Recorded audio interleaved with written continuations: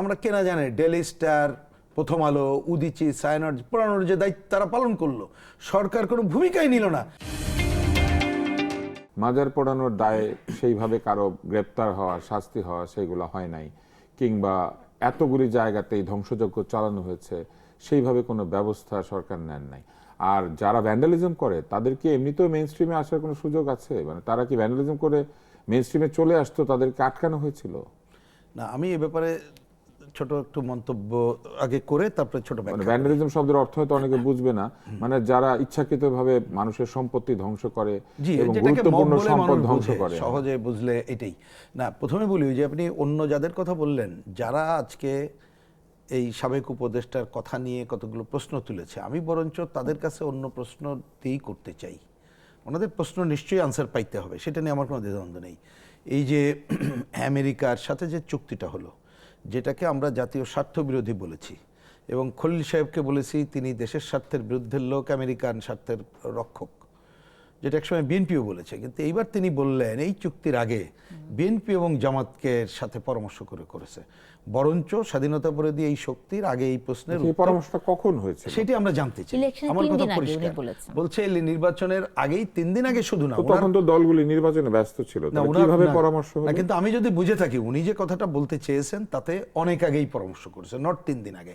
কিন্তু আমি বলছি সত্যতা জানতে চাই, ওনারা সেই কৈফিয়ত আগে দেওয়া উচিত যে যারা অন্যদের বিচার দাবি করেছে। এবার আসি ওই যে সাবেক উপদেষ্টার কথা। আমার একেবারেই ছোট মন্তব্য হচ্ছে, খেয়াল করেন যে বিগত দিনে ওনারা যে সময় ক্ষমতায় ছিলেন, ওই সময় তো আপার হ্যান্ডে ছিল ওই উগ্রপন্থী শক্তি, ক্ষমতায় আপার হ্যান্ড, মব ধ্বংসযজ্ঞে তারাই তো আপার হ্যান্ড ছিল, তো ওনারাই তো তাদেরকে সুযোগ করে দিয়েছেন।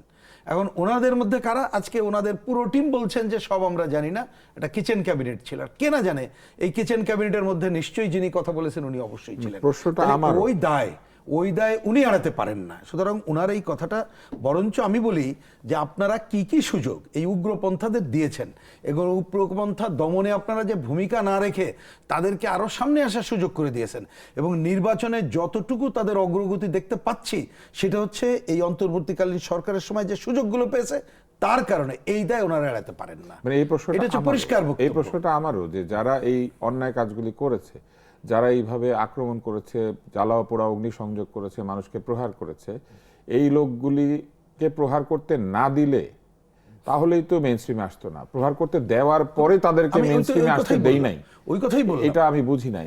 ওনাদের এই কারণেই তো এটা আসছে, ওনাদের কারণেই এই ঘটনাগুলো হচ্ছে। আমি প্রসঙ্গ না বলে পারছি না। দেখেন, মায়া কান্না একটু দয়া করে যদি না কমায় এবং যারা মায়া কান্না করছে তাদের বিরুদ্ধে অবস্থান না নিতে পারলে আরো ক্ষতিকর জায়গায় যাবে। আমি কথাটা কেমন লাগবে তবু বলতে বাধ্য হচ্ছি, মায়া কান্নাও রাজনীতির জন্য ক্ষতিকর, ভবিষ্যৎ রাজনীতি আমি দেশের মানুষের জন্যই ক্ষতিকর দেখি। ধরুন আমরা কেনা জানি ডেইলি স্টার, প্রথম আলো, উদীচি, সায়নট পড়ানোর যে দায়িত্ব তারা পালন করলো, সরকার কোনো ভূমিকাই নিল না। এখন দেখি ওই যে কি আলো প্রদর্শনী যেটা করেছে, ওইখানে তো যে মায়া কান্না দেখছি। এবং আমি তো অনেক সাংবাদিক যারা দায়িত্ব তাদেরকে অভিযোগ করতে চাই, আপনারা সাধারণ মানুষ যাচ্ছেন তাদের কথা না বলে যারা একসময় দায়িত্ব পালন করেনি তাদেরকে আপনারা হিরো বানাচ্ছেন। তা আজকে এটা টোটালিটিতে যদি না দেখি, যে অপকর্মগুলো, আমি বিশেষ করে ওই যে মব সন্ত্রাসের কথাটাই মিন করছি, ওই গানের মতো, যে ক্ষতি আমি নিয়েছিলাম মেনে, উগ্রপন্থা উত্থানে যারা সহায়তা করেছে তাদেরকে যদি আগামীতে আরো সুযোগ দেওয়া হয়, তাহলে কিন্তু ওই যে যারা অতীতে সুযোগ দিয়েছে এই দায় তাদেরও এড়াইতে পারবেন এবং আগামীতে যারা দেব তারাও কিন্তু এড়াতে পারবেন, এটা মনে রাখতে হবে।